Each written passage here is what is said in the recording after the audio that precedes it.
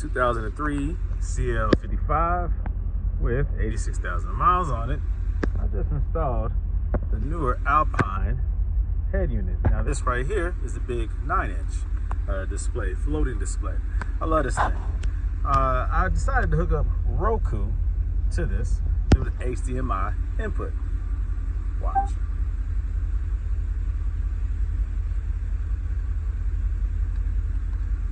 Let's go down to Netflix.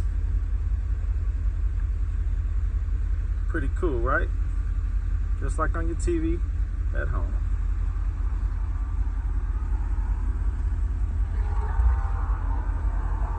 And yeah, I have subwoofers hooked up in the back. Pretty crazy. Pretty crazy. Pretty crazy. All right, now let's go back home. You can look at, what else do I have turned on? Prime, Amazon. All right, that's cool. Let's go back home. Also have, what else do I have? I haven't logged into YouTube yet. JW, you can log into that. I have Tubi. You can watch your bootleg movies. And guess what? Not only does the car do this while it's in park, but also in drive. I did the bypass, so I can control everything even when the car is in motion. Pretty dope, right? This is a pretty awesome stereo system. It's very advanced. You have all type of capabilities. Again, this is the 9-inch. I also ordered the, I also have the 11-inch one for the G-Wagon. I haven't installed that one yet. But yeah, all type of capabilities. Of course, it has CarPlay.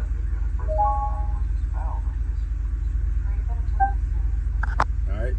So on my iPhone, you can hook up and look up everything on your phone, on your device here that you can on your phone using CarPlay.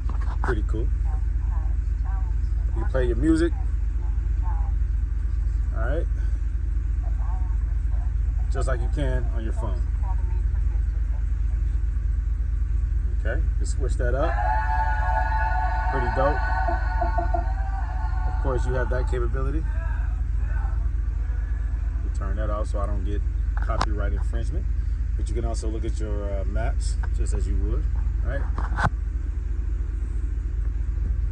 So you have all type of capabilities. It's pretty awesome. Again, my favorite so far is my HDMI, my Roku capabilities. That is the coolest thing ever. So yeah, more to come, guys. I have the rear disassembled still because I have to fix this roll bar that's preventing my convertible top from retracting and closing back up without losing a lot of fluid where I have a leak. So I'm still working on that. But oh yeah, let me show you my trunk. Hold on.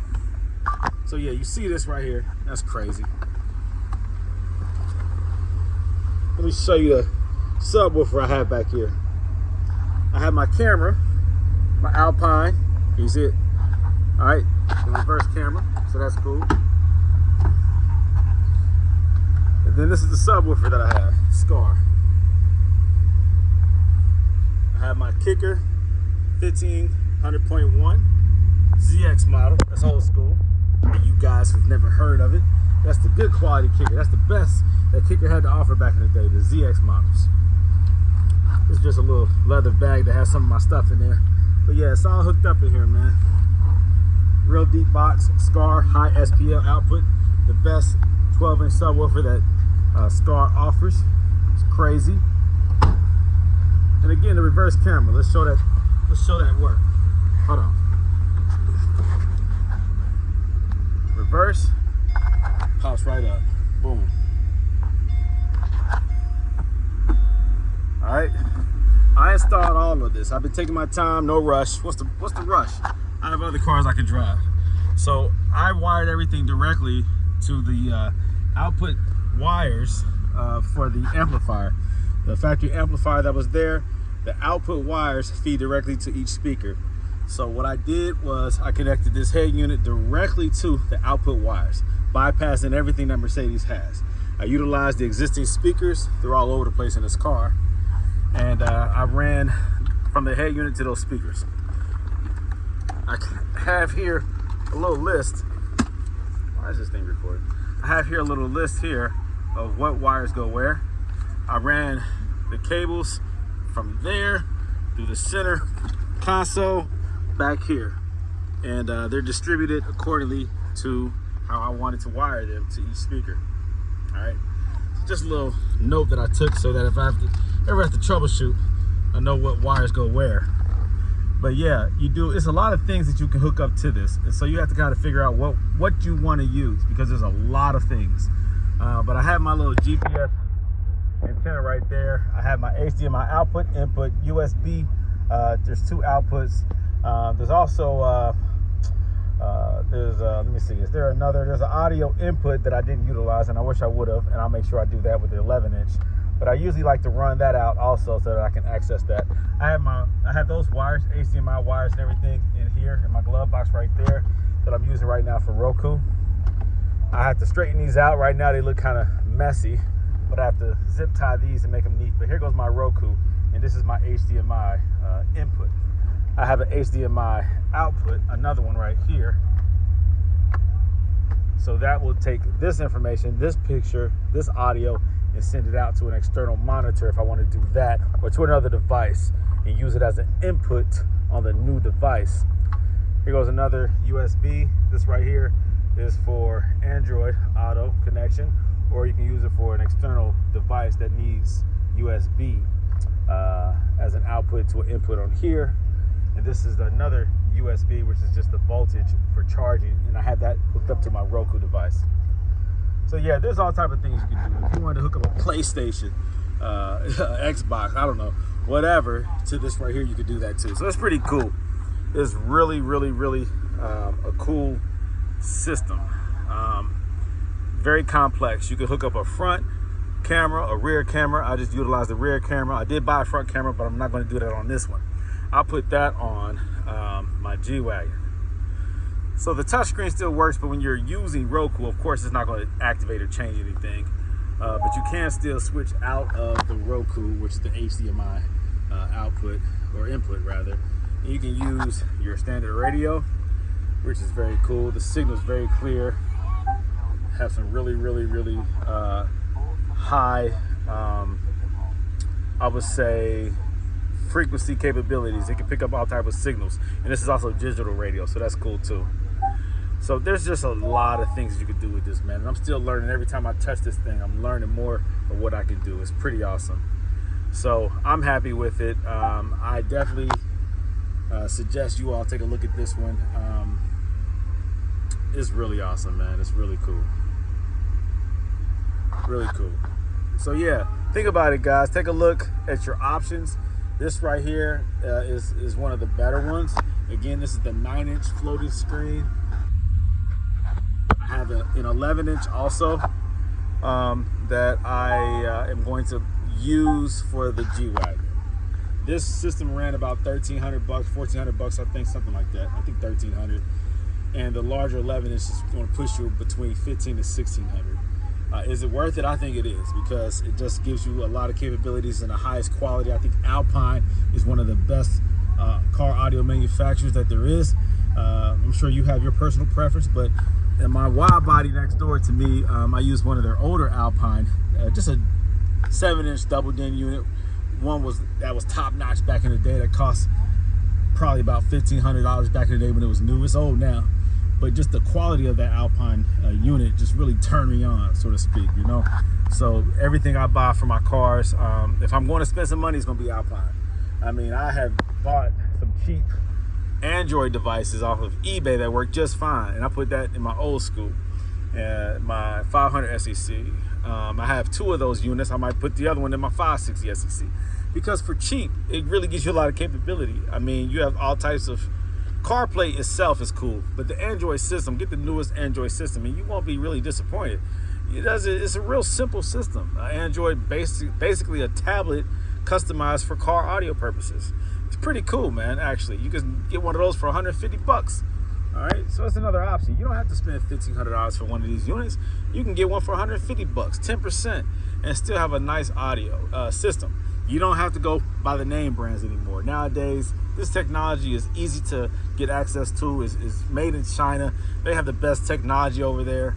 Whether you want to acknowledge it or not, you know, U.S. made sounds good, but most of the stuff that you have, something comes from China anyways.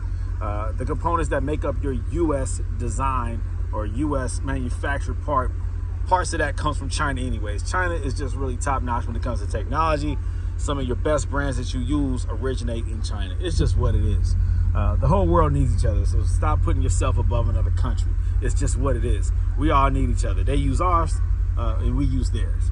So you can go with a cheaper brand, or you can go with a top-notch brand like Alpine, or just choose whatever you want. But that's what I decided to do with my 2003 Mercedes SL55, and I love it. So I highly recommend and endorse this unit. Tell me, what is your favorite brand? What are you using in your car? For those of you who have converted your SL, what did you do? What brand did you go with? I did this work myself. I didn't want to pay somebody. I had to bypass my existing fiber optic system because my amplifier was compromised. Because back here, it started to leak right there out of that roll bar. I got my hand in the way. Sorry about that. Hold on. I'm trying to do this backwards. That unit right there is leaking a lot of fluid. I have one over here too, but this one over here was pouring out fluid, so it got all over my amplifier and it shorted it out. So that's why I decided to just bypass all that anyways.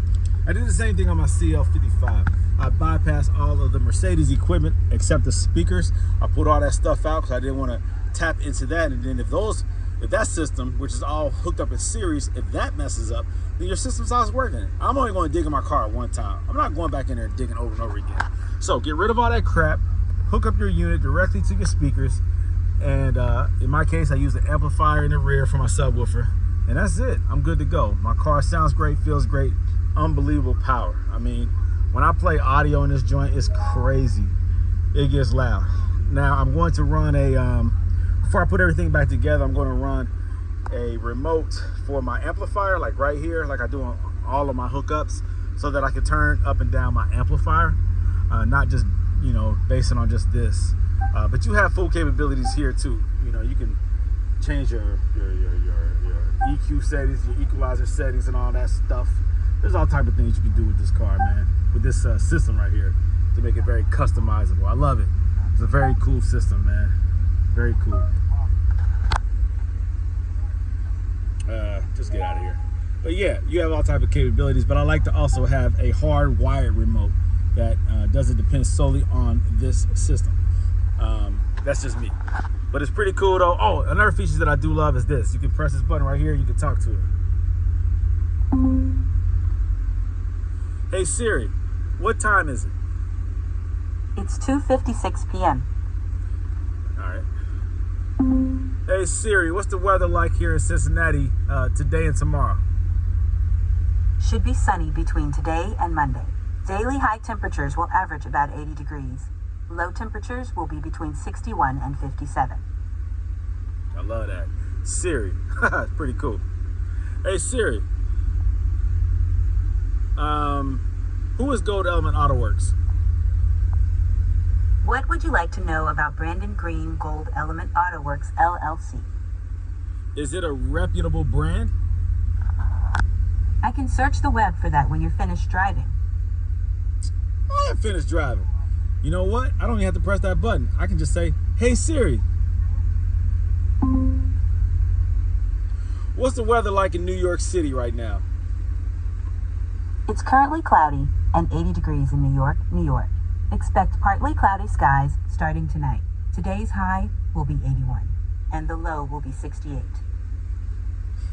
Hey Siri, what is Gold Element Autoworks? Oh, now you want to ignore me. Hey Siri, what is Gold Element Autoworks? What would you like to know about Brandon Green Gold Element Autoworks LLC? How long has it been in business? I can search the web for that when you're finished driving. I'm not driving. I'm parked. Whatever. So yeah, Siri, you know, she got attitude problems, so I got to deal with her later. But listen, this is a very cool system. It works, as you can see. When this thing is hooked up to the internet, I don't know if the car is, I don't know if this is hooked up to the internet right now.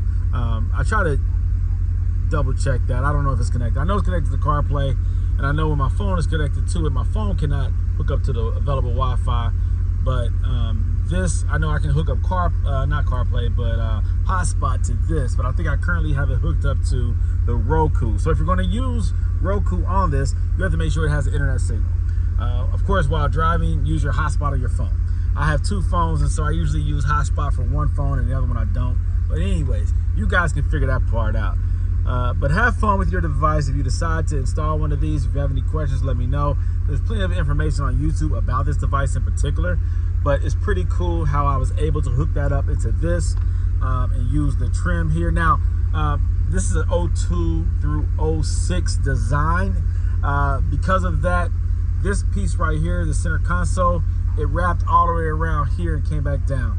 I had to actually cut this, right? Because it's hard to find a kit that's for the 02 through 06.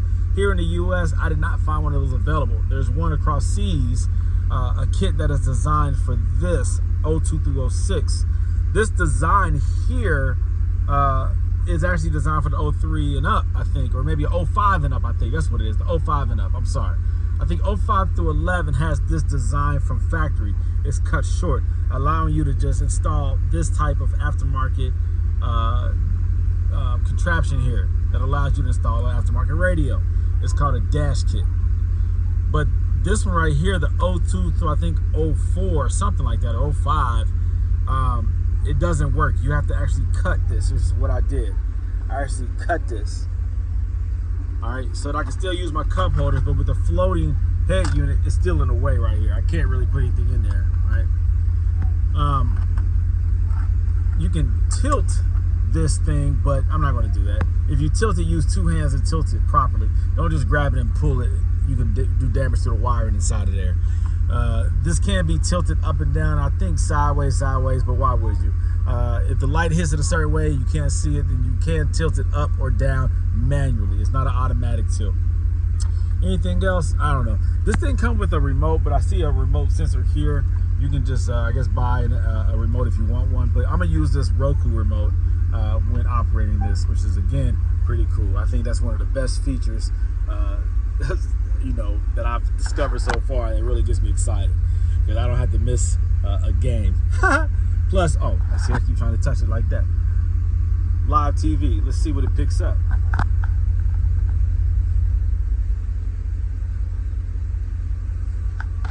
It's dope, man. So cool. So freaking cool, man. I love NCIS. I love all the crime shows. First 48. Yeah, I love this stuff, man. This is pretty dope, pretty dope. NYPD Blue, I love that. Look at, I can watch live shows, man. This is awesome. This is so cool, so cool. So yeah, man, if you have any questions, let me know. You can leave a comment and let me know what you think about this this whole setup, man. What would you do different? Again, I have to tuck my wires, zip tie them, make them real neat, put them in there. And yes, the Roku device can actually stay in the glove box, and I can still function or use the remote to function. You know what I'm trying to say, to control it. I can still, it's strong enough, the signal is still strong enough for it to react to my input from the remote. All right, I'm tired of talking. I'm starting to slur my words. Time to get off of here. If you have any questions, hit me up, let me know. Tell me what you think. This is Brandon Green, owner of Gold Autoworks, signing off. Like, share, subscribe, and comment. More information and videos on the way. Thank you for watching.